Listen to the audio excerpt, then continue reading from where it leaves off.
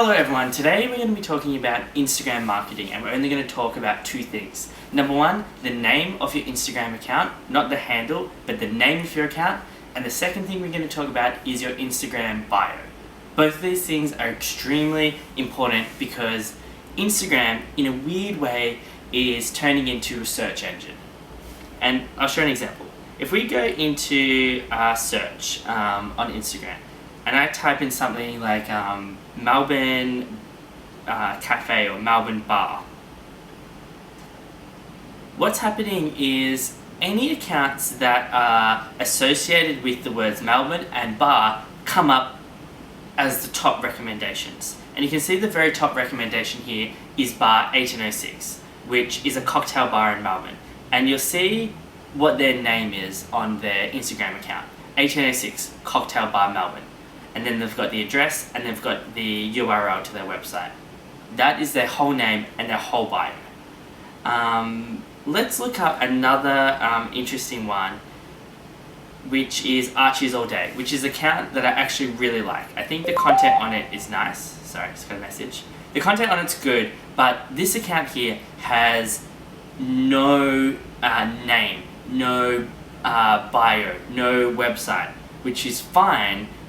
Because I think it's kind of their simplistic thing. But if I search Cafe Melbourne, which is exactly what they are, it's impossible for me to ever come across that Instagram account through search, unlike 1806 where I can find it straight away.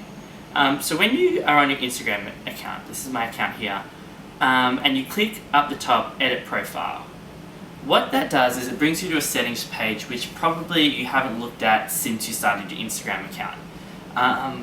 The top thing, which mine says what to do in Melbourne, that's the name of your account. What's below that is your handle or your at whatever. My one is at Melbourne to do. Next thing is your website, and after that is your bio. And when we go and look at that all together, the order gets jumbled up, but that's how Instagram displays it all. You can see here in my bio, I'm talking about what the account's actually about. Melbourne To Do is about Melbourne secrets. You can reach us here. I've got an email address. I've got a hashtag which has over 23,000 photos uploaded to it. And it also has a call to action. Looking to learn Instagram marketing, and you can click on that little URL, which is a shortened URL which allows tracking. So I have analytics and I know every single month how many people from Melbourne To Do Instagram click onto it.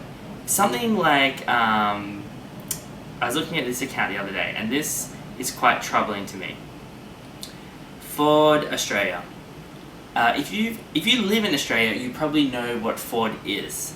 It's Ford. Okay, I'm not going to explain what Ford is, but they have one of the worst Instagram accounts ever. What they're doing is just really is putting a whole bunch of ads on Instagram, which doesn't work. They're branding their content, which is unacceptable. It's called Ford Australia. The name on their account is Ford Australia.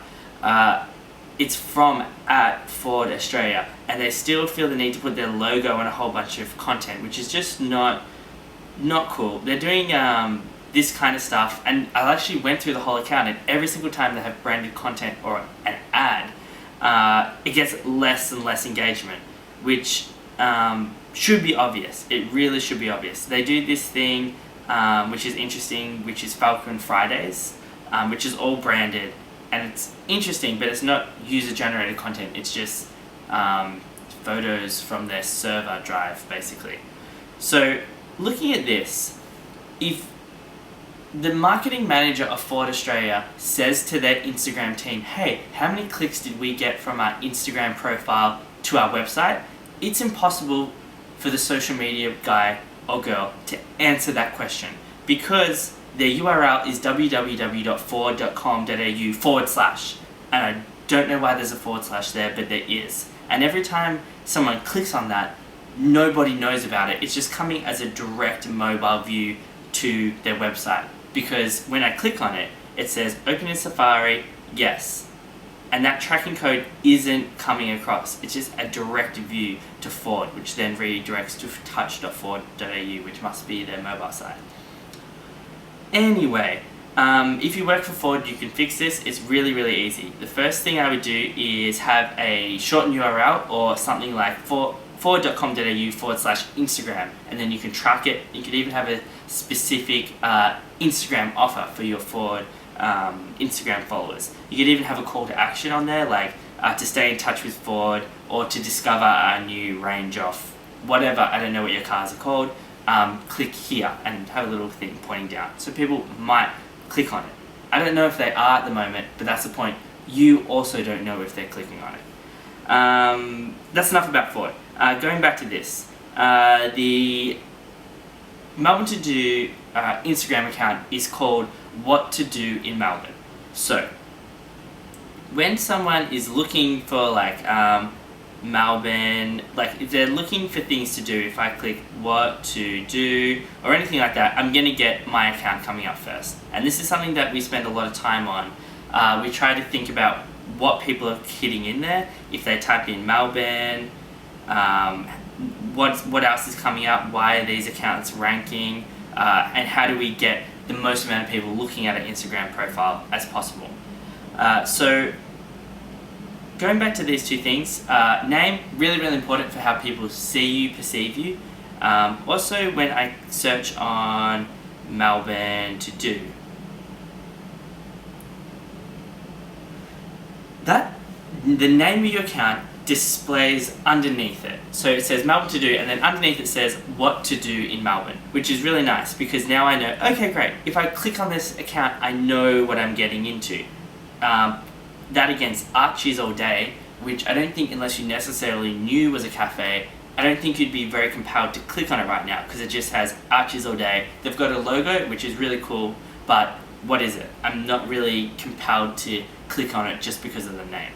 So by having a very highly optimized name, you can actually have more click-throughs. Having a very highly optimized bio, which is the longer description, that's 150 characters. You can have an email address, you can let people contact you, you can give people a hashtag in which they can share content for you, and you can even entice people from your bio to click on your link. And I say link because Instagram calls it your website, but it's not that. It's so much more than that. It's a way to track things. It's a way to campaign things. This is the only active link that you're allowed on your whole Instagram page. So you need to optimize it and you desperately need to track it. Thank you. That's it for today.